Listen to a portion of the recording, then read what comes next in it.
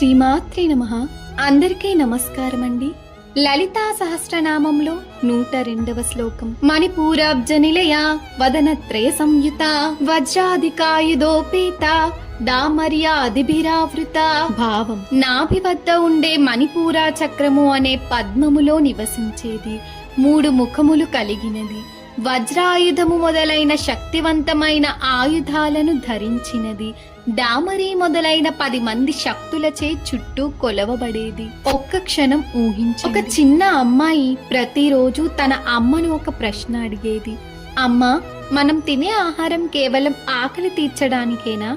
అమ్మ నవ్వుతూ చెప్పింది, కాదు బంగారం. ఆహారం శరీరాన్ని మాత్రమే కాదు, మన మనసును, ఆలోచనలను, జీవితాలను కూడా నిర్మిస్తుంది.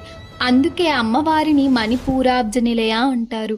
మనలోని శక్తిని మేల్కొలిపేది ఆమెనే. వదనత్రయ సంయుత జీవితాన్ని 3 కోణాల్లో చూడమని నేర్పిస్తుంది.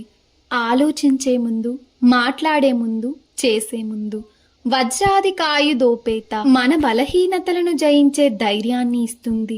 డామర్యాభిరావృత మనల్ని ఎప్పుడూ దైవ శక్తులు కాపాడుతూనే ఉంటాయని గుర్తు చేస్తుంది. అప్పుడు ఆ చిన్న అమ్మాయికి అర్థమైంది, మనం తినే ప్రతి ముద్ద, మనం చేసే ప్రతి పని దైవానికి అర్పణగా మారినప్పుడే జీవితం పవిత్రమవుతుంది.